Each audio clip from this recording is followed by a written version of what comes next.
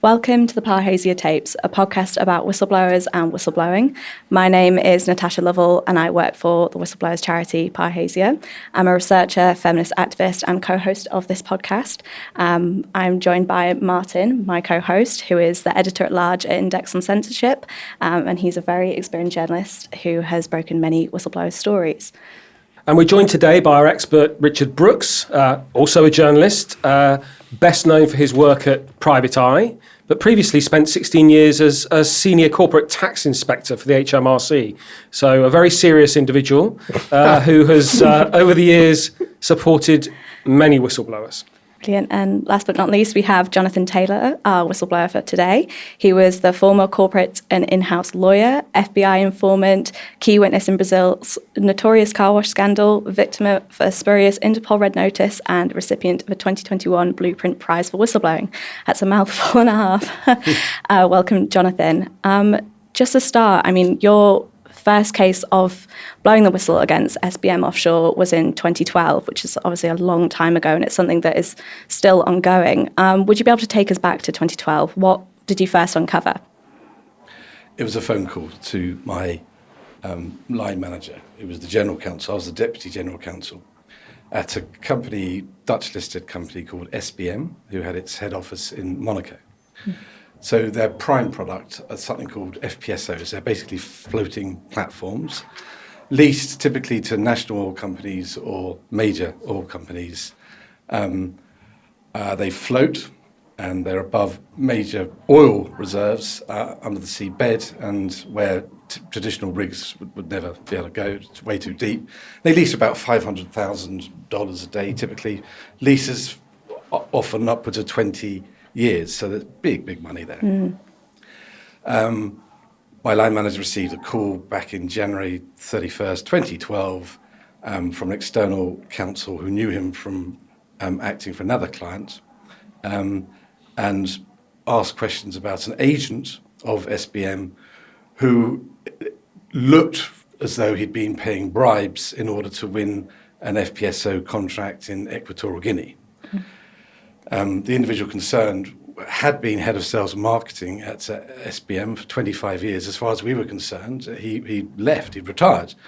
Turns out the next day he'd become an agent of the company, and for agent read bribe payer to ensure the winning of contracts. So the bastion, the very fabric of the way SBM did business was to pay bribes to win contracts to those that had influence in determining who won those contracts. So typically government employees for national oil and gas companies.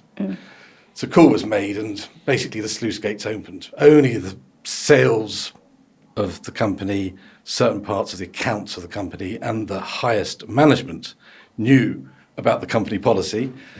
And those who were not in the know, in legal, suddenly became in the know. And so one thing led to another from that date. And before we knew it, we were provided with this list of agency fee payments from Mali, where the canton of Mali, where the accountants were for the company, the cost controller. And it was dated from 2007 to 2012. Over $250 million worth of payments were listed, either directly to through agents to individuals, or through other mechanisms that were set up by the company to pay these bribes. And so that was day one, if you like, 31st of Jan 2012, when all hell let loose. So even though it was embedded into the fabric of the organisation and it was top down, that was the way that business was done, all these bribes happening, you still decided to take it forward and disclose this information. What was your next step? So someone had to be the top of their industry, and SBM appeared to be. So that in itself I didn't think was because it was paying all these bribes. However, it became really clear, really quickly, that the company was seeking to cover up, ultimately to tell authorities that it chose to inform as little as possible.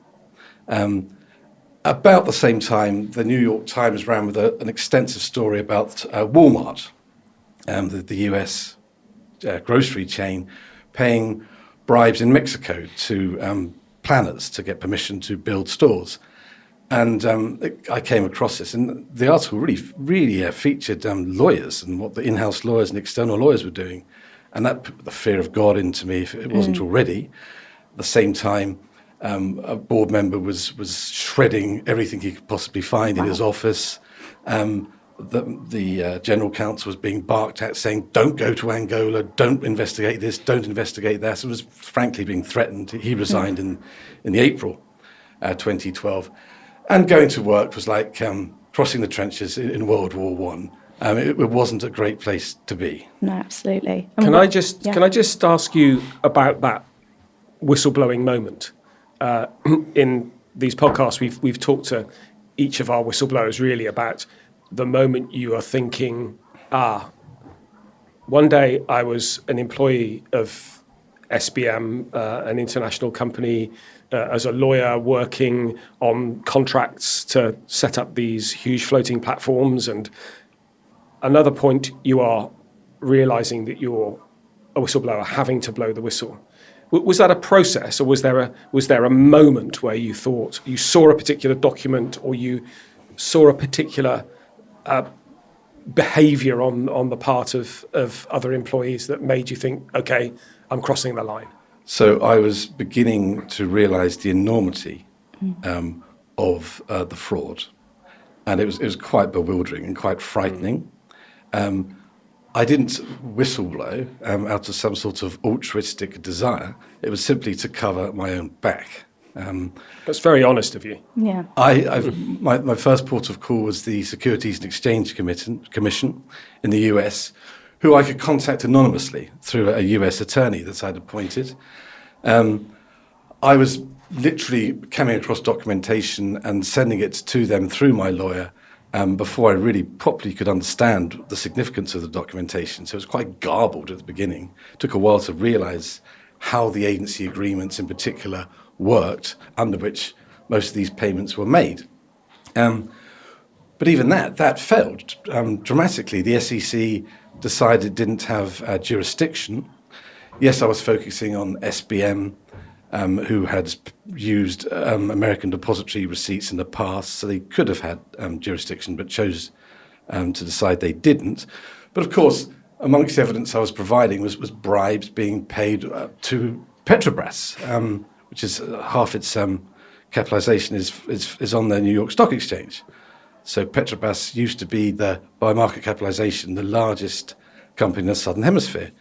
Where is that company based, Jonathan? Petrobras is the national oil and gas company of Brazil. Right. So it plays a key role in all of this. SBM paid approximately $110 million in 5 years alone, a lot more if you go back prior to 2007. And the SEC decided it didn't want to investigate any further, so Madoff was nothing. At one point, I think it lost about $200 billion in market capitalization. But no, the SEC didn't want to get involved, said, look, go to the Department of Justice. We won't be handling this. So this was all within about 9 to 10 days of my realizing what was going on, and at the same time seeing the board aggressively seeking to contain, was the formal word that was eventually used, literally contain the damage by limiting the amount it told ultimately to the authorities. So just a couple of things to make clear for the listener. You were still working within SBM Offshore whilst this was still happening, and also some of the bribes were public at the time, but they were trying to contain them. How many months after finding out all of this did you stay within SBM? So ultimately my position literally became untenable, because I was now working with a person that had come in at board level, the compliance aficionado, who was basically who brought up this word containment, and it became obvious that there was no room for me at the company because of what I knew, and the green shoots of cover-up were very much in evidence, and there's nowhere on earth I could have stayed, so I ultimately left. 5 months or so after the extravaganza. Can I just ask about the rather dramatic moment that you revealed what was going on to the board. As I understand it, having worked on this story at some length myself, as I understand it, this was at a big meeting in the Netherlands itself, where you had been tasked to present what was going on to the board. You, in all innocence, turn up to do your job as a lawyer within the company to explain this system of bribery. And I'd be interested, and I'm sure our listeners would be interested to hear what happened at that meeting. Well, first of all, my clearest memory was Heinz Rotherman, who was the chairman of the supervisory board. That's the board above the management board, which meets for Dutch companies on an ad hoc basis. I was introduced by the CEO, Bruno Chabas, at the meeting, and was promptly told that I was not good enough to be there. The general counsel, Jay Prince, had by now resigned, so he didn't have much choice. And this is in the airport, right? That's where they happen to hold the meeting. It's at Schiphol Airport. Yeah. I then went through as diligently as I could. This was now in April, so I sort of digested a lot of the information and how the bribery schemes worked, and was able to comprehensively explain what the bribes were about, how much had been spent, who'd been paid, what for, and indeed the CEO identified the Brazilian agent, someone called Julio Fairman, as the smelliest of the smelliest in terms of the amount of bribes that had been paid through him to Petrobras officials. So it should be absolutely clear that there was no doubt in that room the extent of the bribery and the amount of information that there was already available. Just a few I's and crosses were outstandanding, but the extent of the bribes and the setup and pretty much those in the know were quite well known at that time. So again, we're talking April 2012. And did the supervisory board, were they surprised, or did they feign surprise, or did they know what was going on? I will never have a proper understanding of who knew what at that level, but certainly there was the meeting lasted, by the way, about 9 hours, and there were individuals who thought that we should go to the authorities immediately and explain precisely what happened, there being no room or time for cover-up. Subsequently, however, the policy of containment was adopted, and the reverse was true. The authorities were told as little as possible. How do I know? Because I went to see them myself.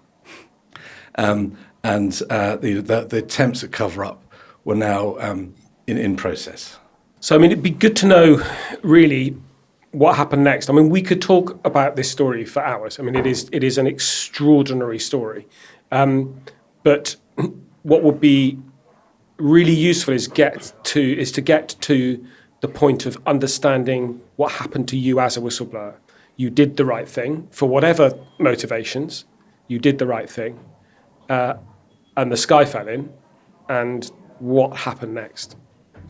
So what did I do? So I reported crime. When I first reported it, I happened to be an employee, and apparently that makes you a whistleblower. Had I not been an employee, it makes me just a reporter of crime. But specifically, if you happen to be an employee, you're suddenly a whistleblower. Can't really work that one out. When I actually effectively blew the whistle, I was no longer an employee, and I was marching around the world explaining to investigators in the US, in Switzerland, in the Netherlands, in France, in the UK, and other places. And Brazil. And Brazil, about what had occurred. And so I was providing all this information, and they were able to join the dots compared with what they had been provided by SBM, if anything at all. And ultimately this led to over $840 million being levied in fines against the company, and that's not stopped, by the way. There will be more fines. Watch this space. And conviction of previous CEOs and imprisonments of other salesmen as well. So it's probably fair to say, as whistleblowing, or the reporting of crime goes, it was quite successful. There were other consequences which were entirely unforeseen, particularly in Brazil. Something called Lava Jato, Operation Carwash, was launched on the back of my reporting these bribes in Brazil to Petrobras officials. Turned out that was the tip of the iceberg.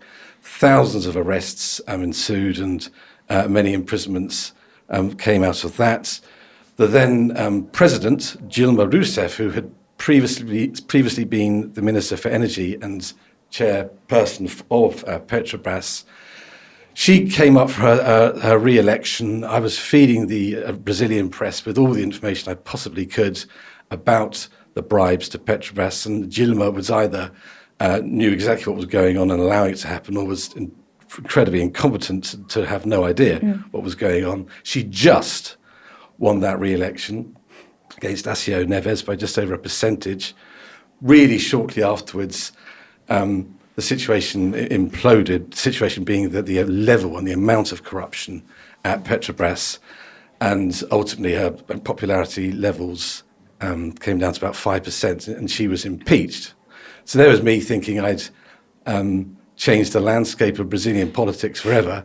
And of course, the chap now in charge was, she was very much his protege, Lula, who was imprisoned himself for allegedly accepting bribes. But now the Workers' Party are back in power.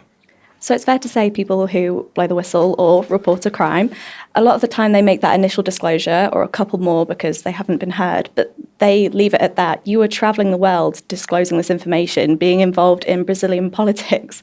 Why did you keep going?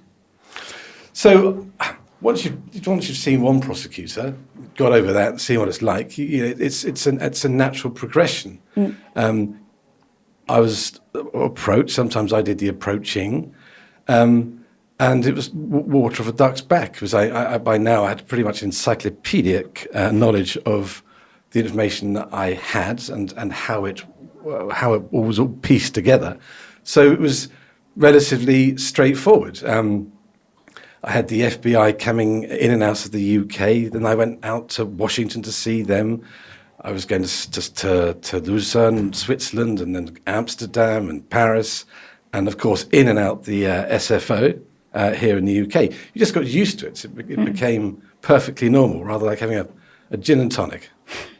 So at what point did you see this stopping, going and reporting this? Did you ever see there being a sense of finality, or did you think that this is how I'm going to be from now on, feeding this information? Well, Brazil, the CGU, now the Funk organisation who administers state contracts, came out. I told them ahead of the re-election about all that had occurred. I then interviewed in the Brazilian press, Folha Sao Paulo in particular. Acio Neves then spoke in the chamber about what I'd said, and the next thing I knew, I had 10 MPs coming out to see me. And this is back in 2015, saying, what happened with the information you provided? Why was it not more well known? Because the implication being that the president, Dilma Rousseff, would not have been re-elected. So I thought that was the apex. What else could possibly occur now? And they were one of the last at the time that I informed, but then it started all over again in about 2018 with the Swiss. But I took it as it came, and I was approached. I assisted all I possibly could. I don't think it's come to an end yet. There are other prosecutors in other parts of the world that are interested in speaking with me. Right. Thus, I think probably the fines will be in excess of $1 billion by the time I've finished, because I've got nothing to lose, telling the truth. Yeah. So let's go back to the fact that SBM are watching you travel the world and report about their bribery, about their misconduct. What was their reaction? Surely it wasn't exactly positive. Well, obviously they wanted to discredit me Yeah. and destroy me. That's not the words of some sort of paranoid idiot. It's the words of someone who's been on the wrong end of an attempt to destroy me. They reported me for a frivolous and vexatious charge of attempted extortion back in September 2014 to Monaco. So Monaco loves SBM. Right. The prince goes to open a creche at SBM. They print stamps celebrating their products. They go on trade missions together. They want more blue chip companies like SBM to have offices in Monaco. I mean, let's just explain that despite the fact this is a Dutch company, it is one of the biggest companies in Monaco. Well, they reduced, but they're still the biggest private sector employer who pay lots of social taxes to the government. They're still the biggest. And so they made these allegations against me back in, as I say, September 2014. That not being enough, they then issued a writ for defamation. In the industry, it's called a SLAP, a strategic lawsuit against public participation. And the idea is that these are often brought up against by high net worth individuals or corporations or oligarchs against particularly journalists, actually, not necessarily the newspaper or the company they work for. And the idea is to shut them up. Right. It's the chilling effect of receiving a writ proclaiming 3 statements I made were untrue, which were absolutely true. They did bribe over 250 million in 5 years. They did attempts to cover up. They didn't tell shareholders the truth at the time or in a timely fashion. I did. But it had this chilling effect. And yes, then at that time I was very stressed out. So how am I going to afford to defend myself in a Dutch court? And obviously going to have to employ a Dutch lawyer. How? They froze my house beforehand, sought to freeze my bank account, some prejudgment before I even received the writ. But this is all part of trying to discredit me because I was going globe-trotting the world, going to these prosecutors. They did whatever they could. They called me a vulgar extortionist. They announced to the world they'd reported me for extortion, and therefore that made me an extortionist. So through freezing your access to your bank accounts, your housing, they froze your access to justice. Obviously, you have to pay for a lawyer, and how did you get around that? What was the legal aid that you sought? So fortunately, I found a good lawyer. I think it was with the assistance of Protect, the whistleblowing charity. Yeah. Otto Volgenants of Books Advocates in Amsterdam, who's been a stalwart supporter of mine, and he accepted a reduced fee rate. We filed an excellent defence with 145, I think, exhibits. And such is the way of Dutch law, a plaintiff can just reduce the claim at any given time to 0, and the case is withdrawn. So I did not have my day in court, right? Most unfortunately, but that then disappeared. What was lurking in the background all the time with these charges, dating back to 2014, we'd perhaps go on to talk about that in a moment. Yes. Can I just ask you about Monaco? You mentioned, this is the company going for you, but to what extent do you think the Monaco authorities were backing them? So I have every reason to believe that the authorities were very much supporting SBM in its pursuit of me, particularly given how the public prosecutor dealt with me. Should we deal with that in a while?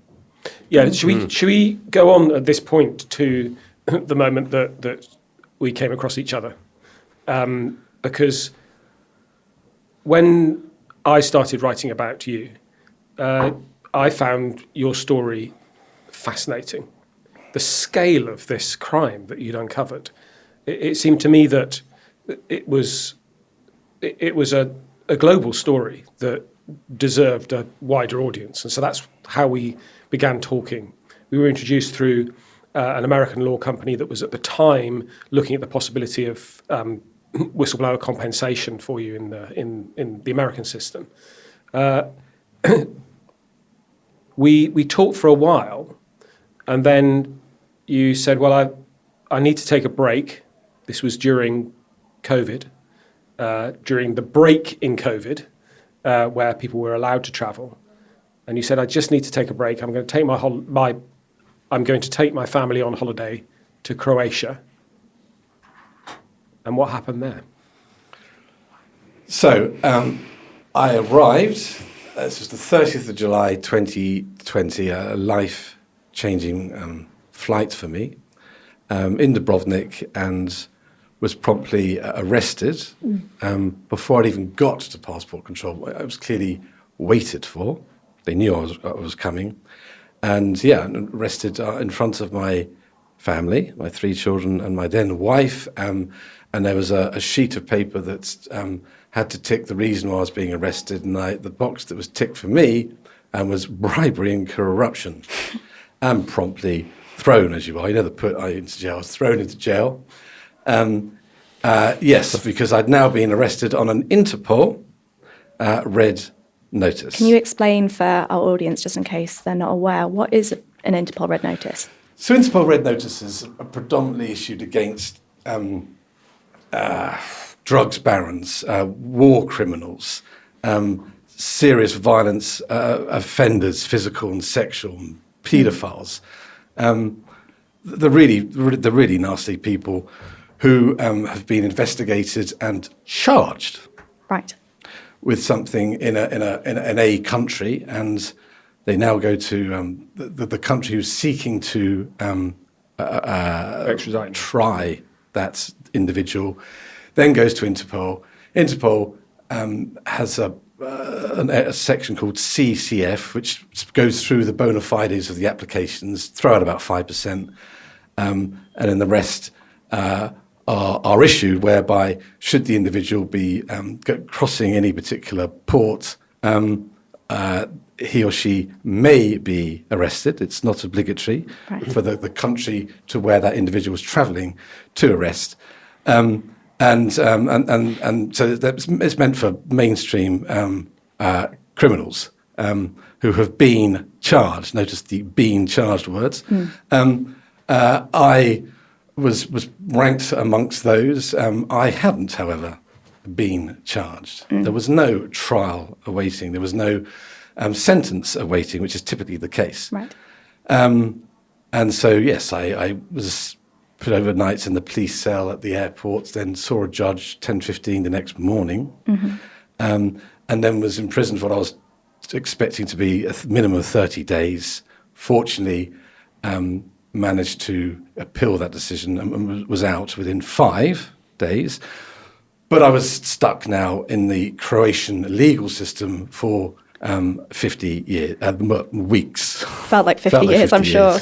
So this is 8 years after you first found that there was bribery in SBM. I think that's very important to reflect on. And obviously you went very public and really did seek to tell the truth about what was happening.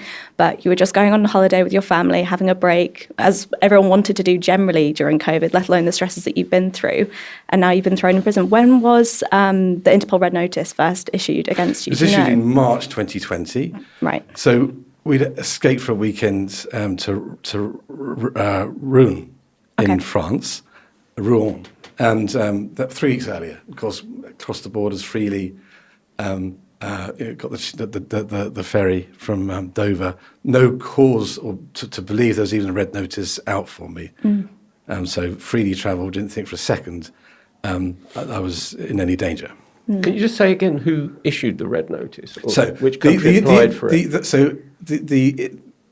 All red notices are issued by Interpol. Yeah. The applicant was the prosecutor in Monaco. Right. I mean, how far do you think that the Monaco authorities are behind all this? And how much are they, behaving in a way, tolerating the behaviour of companies like SBM in order to attract the shadier businesses to their jurisdiction? So all I can talk about is what's occurred to me. I can have suspicions, but that's all they would be. The purpose of the Interpol Red Notice was to try and extradite me to Monaco so that I could then be called before the investigating judge It's equivalent to the CPS in England, Crown Prosecution Service. And he could interview me and determine whether or not I should be charged.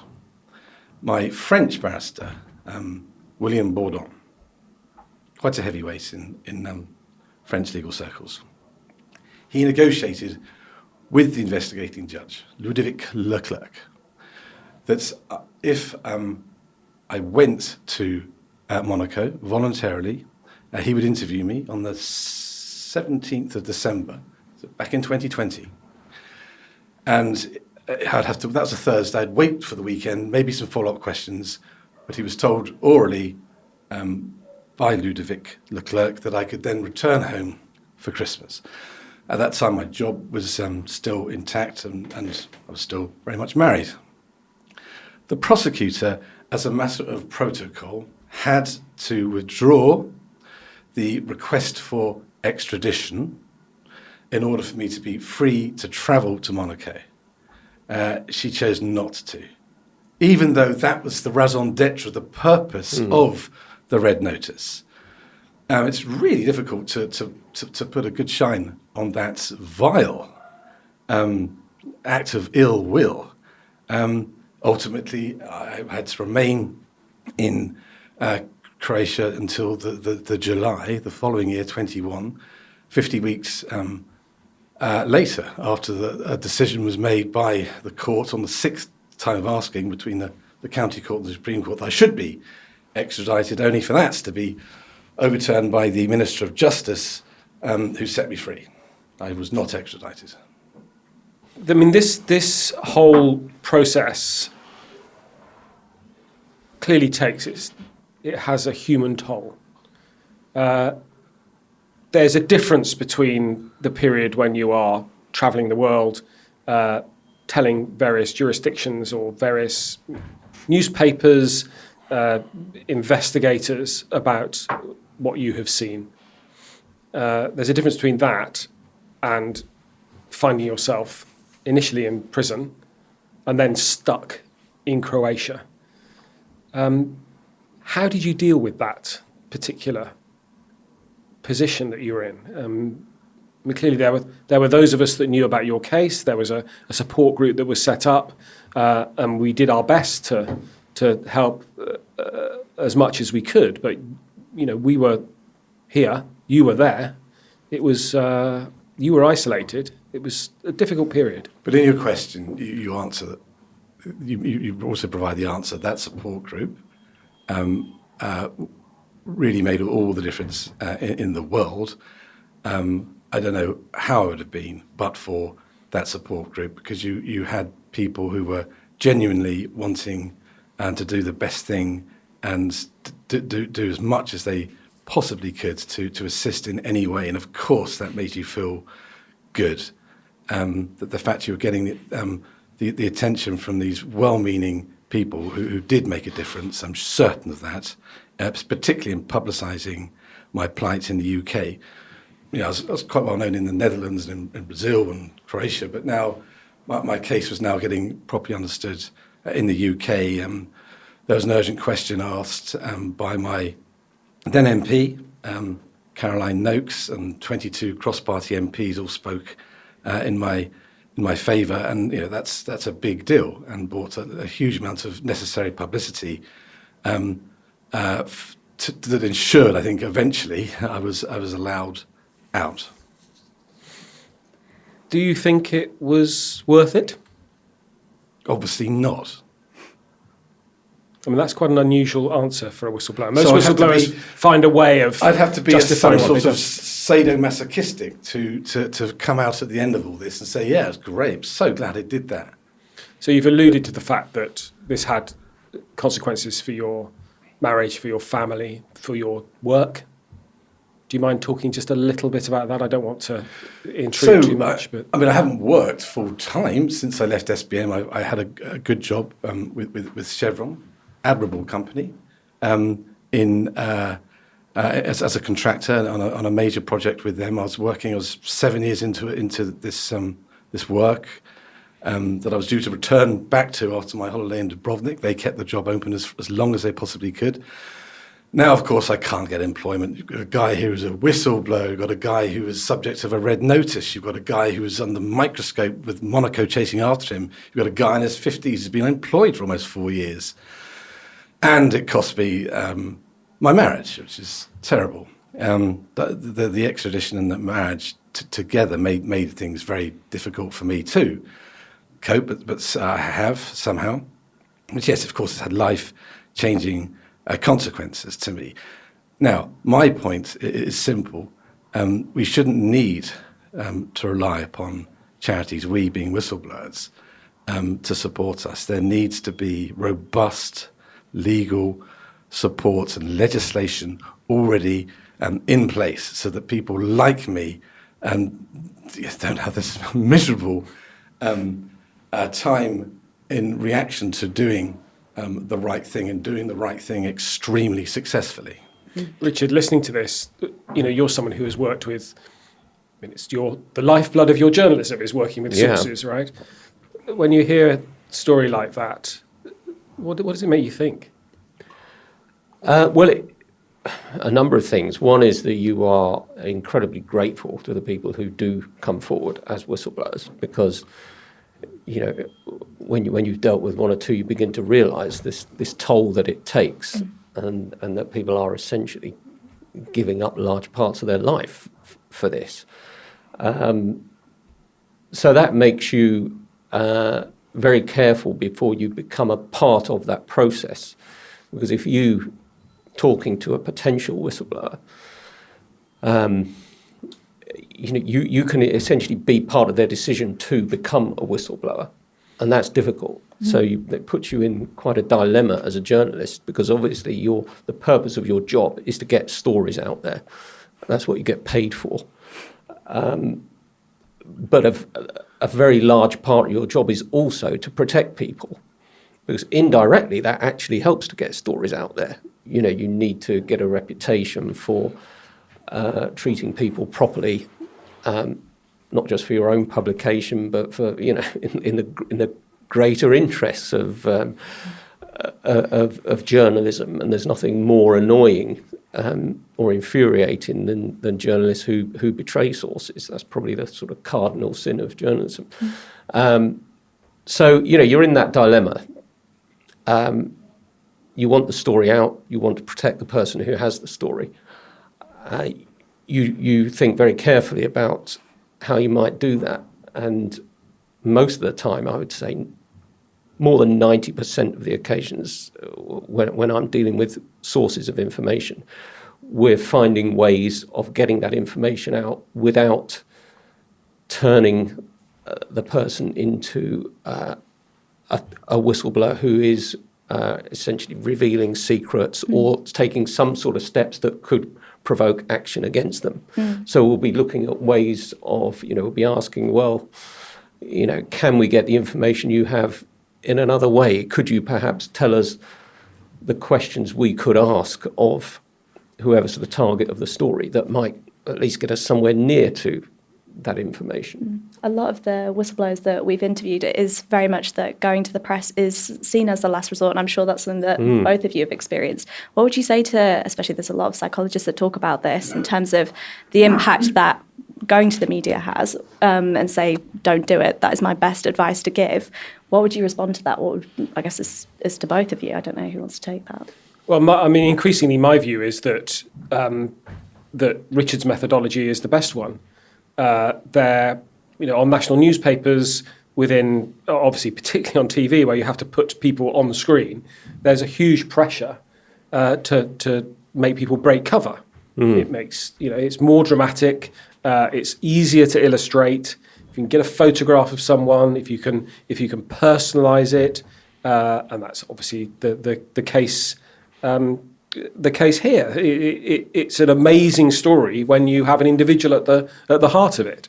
But I've become increasingly worried about that, and that we have a responsibility as journalists for the well-being of our sources, and just perhaps the cost is just too high. I don't know. I like the fact that Private Eye can be in a position to not go down that sensationalist route.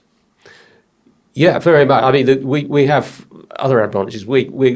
There are a range of approaches we can take, and it depends on the story. As I said, we will try to get information in other ways.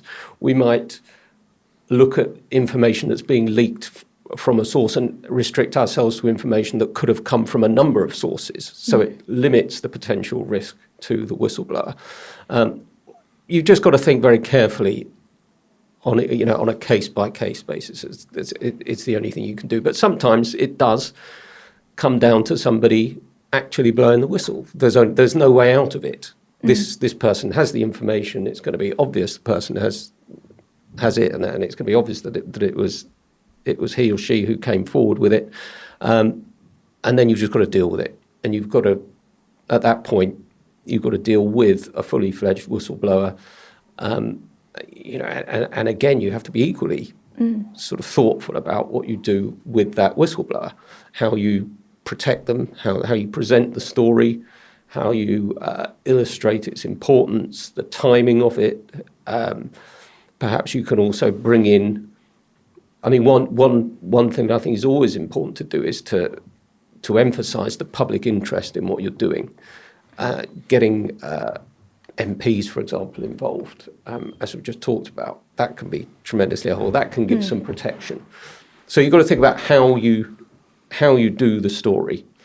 And in our case, the other thing to bear in mind is that once somebody has blown the whistle and exposed themselves to great risk, they don't want that to be for nothing.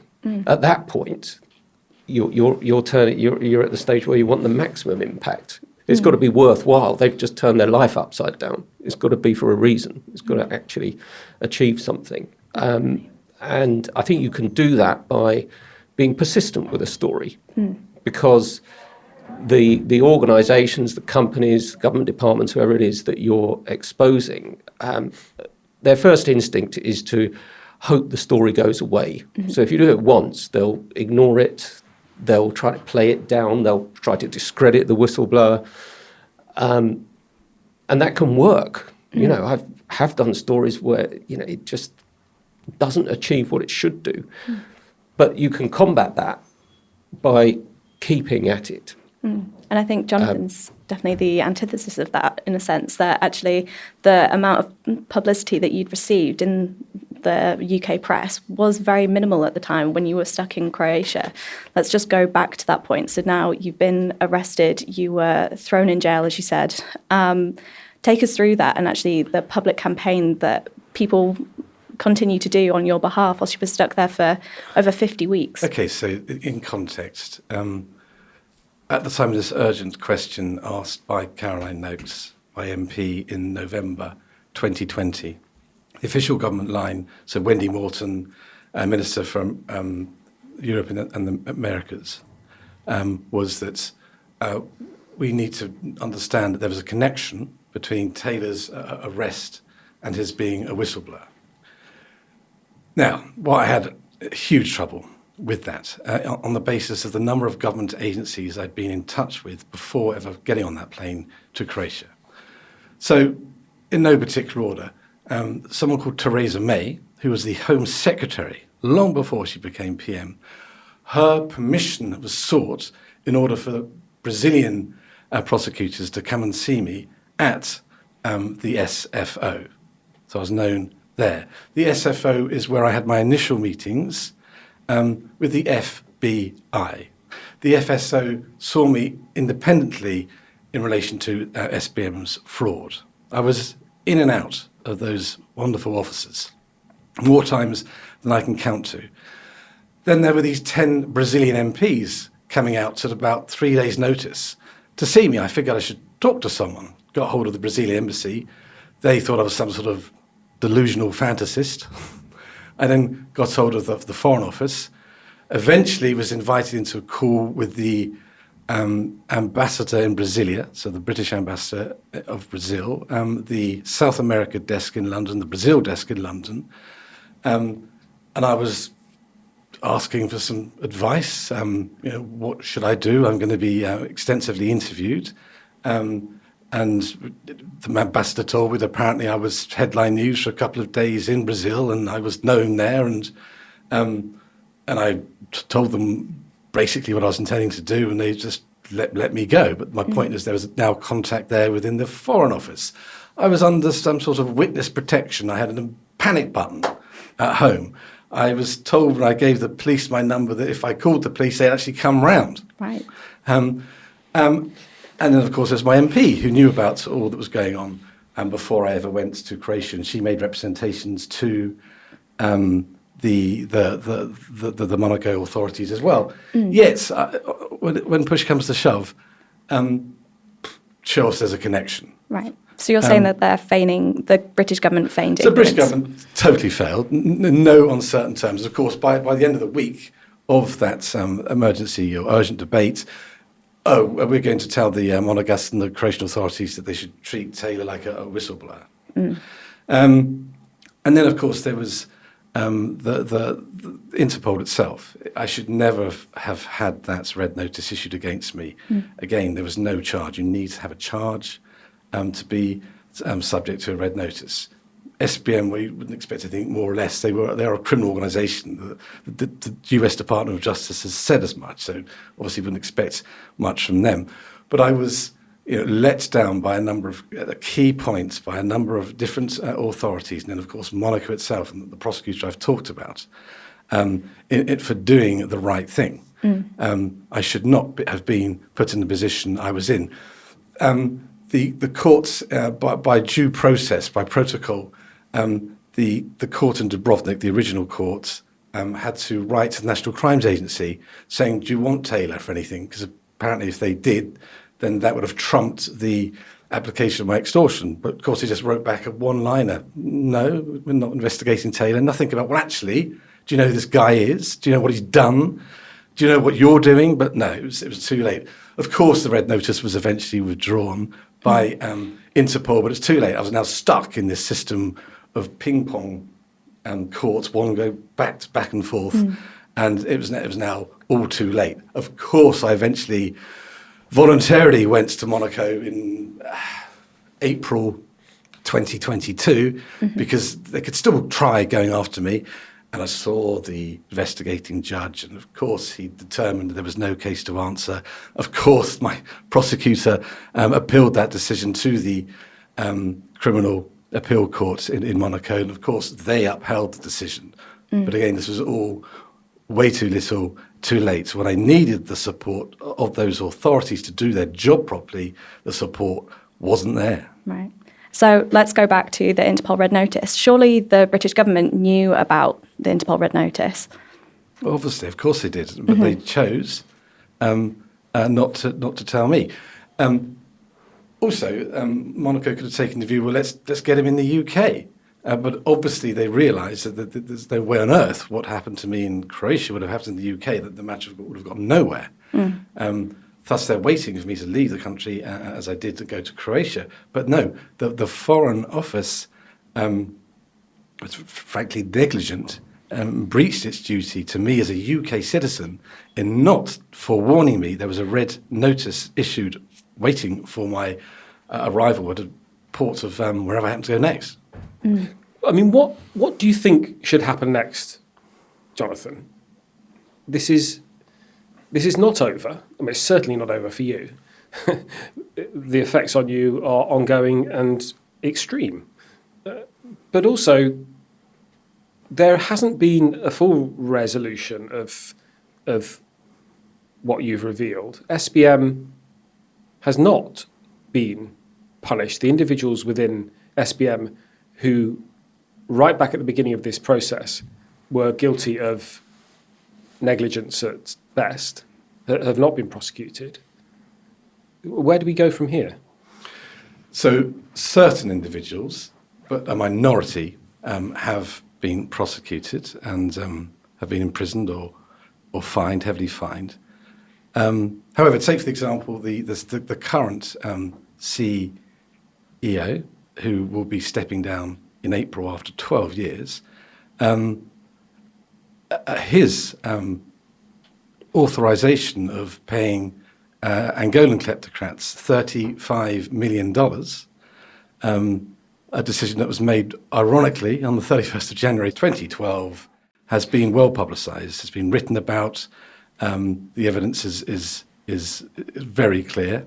And he remained, that it became very public. 5 different publications wrote about the story. In the first weekend of June 2021, he remained in office. Netherlands is not so squeaky clean as we're given to believe. How can they have an AEX 25 company with a CEO who has authorized a bribe of $35 million to a Panamanian company with bearer shares of kleptocrats and Sonangol, the national oil and gas company of Angola? One of the individuals went on to be the deputy prime minister of Angola, and he remained in office. And of course, he's now announced his stepping down. The Sufaji board is saying what a wonderful job he did. So, payment of bribes, you need to really understand where we're going with this. Particularly, for example, in countries like Angola and Brazil, they are keeping people below the poverty line. Money that would otherwise be going to the government and spent on the infrastructure, to spend on latrines in schools, in villages in Angola, are going to the pockets of kleptocrats. Furthermore, other bribes were paid to the Workers' Party by SPM, undermining the very use of democracy, the practice of democracy in what is the 4th largest country and democracy in the world. It was illicit payments made to the Workers' Party. It's really important to understand the consequences of major corruption and fraud, and who are the victims and who are suffering as a result of this. But yes, Martin's largely right. There are still many individuals that have got away scot-free. And yet the story is way from over yet. Can I bring Richard in here? Because, I mean, this is you've already alluded to stories that you keep digging away at. You keep on trying to bring people to justice or bring the attention of the authorities.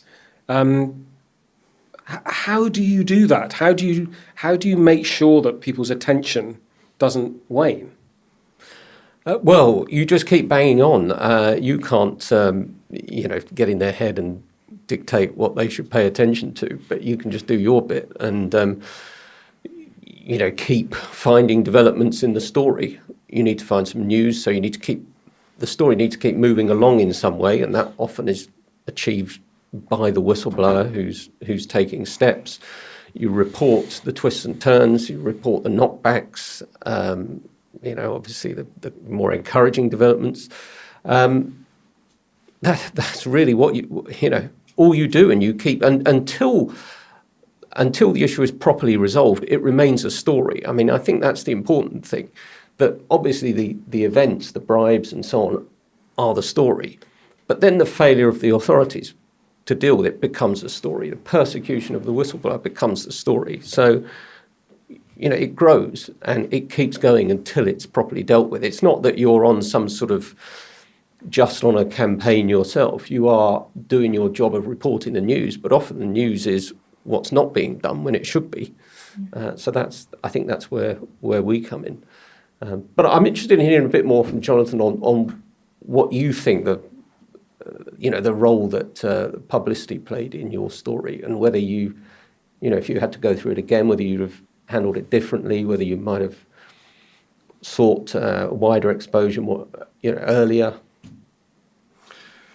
So this is not a British story. I happen to be a British national, but it's way more of an international story, a story of neo-colonialism, payment of bribes to get what Western companies want in far-off African countries and developing countries.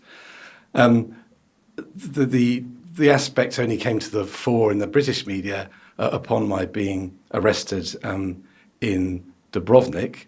Otherwise, it was, I've been speaking to the media in the Netherlands, for example, since about 2014. A month didn't go by for about 8 straight years without me being interviewed by someone and without me being reported. It certainly helps having seen documentation that was going around communications, the Foreign Office, which my British lawyer Toby Cadman ably extracted from FCDO, you really get then the impression, a clearer idea of the effect of the interviews, the effect of the publicity, because they're running around. They're trying to do whatever they can do in the glare of publicity and analysing my interviews to Radio 5 and to various papers and Which period is this, John? what Taylor is saying when I was stuck in Croatia. So that's when it came to the fore in the British press. That's quite late in the story, really. Charles Heimlis of the Daily Telegraph in particular took the story on board, and likewise the BBC online in particular. But yes, it was the interest was only really here because in the UK, but because of my arrest. That's true to say. But especially seeing these Foreign Office communiques, you really do get an appreciation of the effect, of the positive effects of the publicity, because they're running around like headless chickens saying, what can we do? What can we do? And there's a lot of communication at ministerial level in Croatia, in Monaco, in the UK, finally taking the matter seriously. Yeah. So right there, it's what's going on in the background within these government departments, which then demonstrates the power of the press, not so much the story for the story's sake, but the consequences and the reaction of having that story published. Yeah, I think one of the problems in stories like yours is that it's a company that is not a household name. No one would really have heard of it before your story. It's registered in Monaco, it's based in Netherlands, it's operated in Angola. It's quite difficult for that kind of company to attract the attention of the media in a particular country. For a UK news editor, for example, to think, we need to go in on this one. So what we're often looking at is what's the domestic angle? What does this story tell us about Britain? We're a British paper. What does it tell us about Britain and how power operates, how crime enforcement, whatever it is, how does that work in Britain? And I think there's a sort of lesson from this in how you can look at a story like yours in order to get publicity, in order to show what it means. Because what it means is often is extremely important in somewhere like Britain, even though the physical connections are not as strong as they are with a company like, other companies we've written about, like Airbus, for example, where there's a big name. Everyone's going to be attracted to a story about that. We need, in some cases, you need to find another way to show how important it is. Do you think, looking at what you now know of what the Foreign Office was doing, as you say, they were running around like headless chickens, but were they running around like headless chickens about the right thing? Was anyone in those communications saying, well, what Taylor's talking about is the most appalling level of corruption around the world that is affecting precisely the people that you're talking about, the poorest people on earth are being affected by this? Or were they saying, oh my goodness, Taylor's really embarrassing to us, what do? We've got this British national stuck in Croatia, he's causing trouble for us, we need to get him back? Were they looking at the right thing? No, that's right. So it's far more the latter. It was about self-preservation and it doing all it could to contain negative publicity, but even that it didn't do very well. There was a point when I was stuck in Croatia during those 50 weeks that I was desperate to know the outcome of what turned out to be the final Supreme Court judgment. Desperate, because I was just waiting and waiting and waiting, and nothing could be done. So what I'm about to say totally backfired. I got in touch with the ambassador. I said I was having suicidal thoughts. And by the way, a suicidal thought can be pretty much, no, I'm not going to commit suicide. That's a suicidal thought. And of course I wasn't, but I wanted them to pass on a note to the courts just to say that you might want to hurry, make a decision, not to influence a decision. The next thing I knew was there were 6 armed police at 11:15 p.m. at my apartment in Zagreb. No representative of the embassy, of course. They'd been told, the relevant government departments in Croatia, about my note, and I was dragged off to a psychiatric unit, strapped down and injected against my will. That's the Foreign Office for you. Fortunately, I was out 10 hours later when I was able to explain what on earth had been going on, but that's the Foreign Office for you. Blimey. I don't even know where we... This is where I think one thing that you can do is point out the discrepancy between what the government is doing and what it what it's doing, what it should be doing, but also what it says it will do. We had the Bribery Act in 2010. We had a whole history of cases before then when the government said, we're really going to clamp down, we're going to stop this, corruption around the world. And then things like this happen to you. So it can be very useful for the media to compare the reality with what the politicians are saying. And that can kind of prompt debate, that can move the debate on. Because it can make them think, hang on, or certainly make those with a bit of a conscience think, hang on a minute, we did say we'd tackle this problem. Maybe we shouldn't be behaving like this. Maybe we have to do something. You embarrass them, essentially, with the reality. Mm. And surely as citizens as well, we need to be in a position where, forget that this is happening with a Dutch company based in Monaco that deals with oil companies around the world. It does matter that you're a British citizen. And you do want to be in a position where British citizens can be encouraged to do the right thing when they see corruption, wherever it is. Yeah. So, the terrible thing about this story is that ultimately you did do the right thing. I'm glad you did it as a citizen of the UK. I think it's really important that these abuses were brought to light.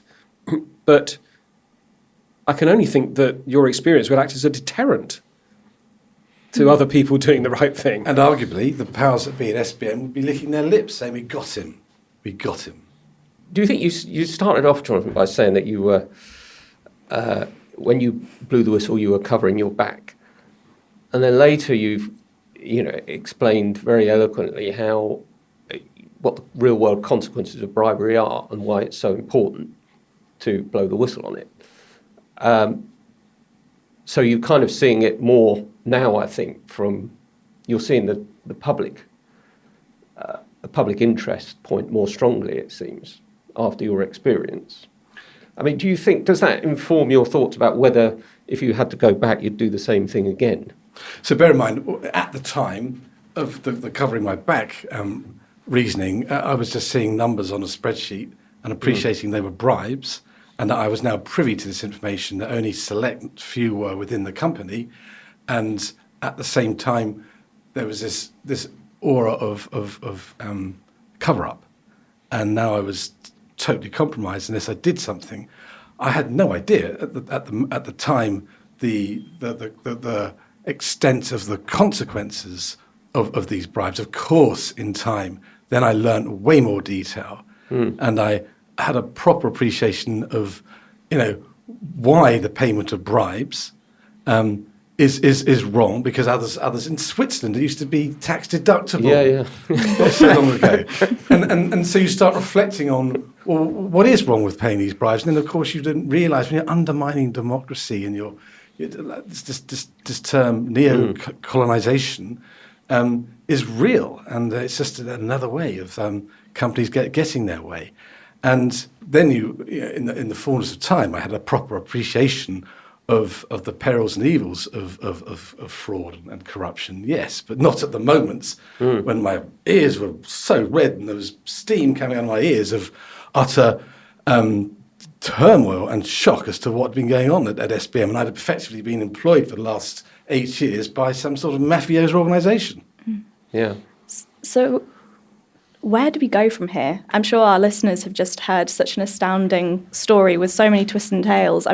Do you feel that this will ever be over for you? Do you feel like this story will have some kind of If a listener is, if they're provoked by what I've said, then I would welcome them to go to the court in Amsterdam on the 3rd of July this year, 2024. That's my day in court. Right. It would be good to have physical support. Obviously, I'm suing SBM for defamation. They were going round back in 2014 calling me a vulgar extortionist, having reported me, only to, obviously, years later, there was no case to answer. I wasn't even found not guilty. There was no trial. If people feel strongly about what I've said, it'd be great to have some support. SBM needs to be brought to justice. And of course, I want a good ending to this story. Well, I think that's all we have time for today. Thank you so much, Jonathan, for telling us your story, and thank you for your valuable insights. Yes, definitely, we want to publish anything that we hear about your story, and we'll definitely be backing you, whether there or from afar, on the 3rd of July. So yeah, thank you very much. Thank you. Thank you for showing the interest in this. Brilliant.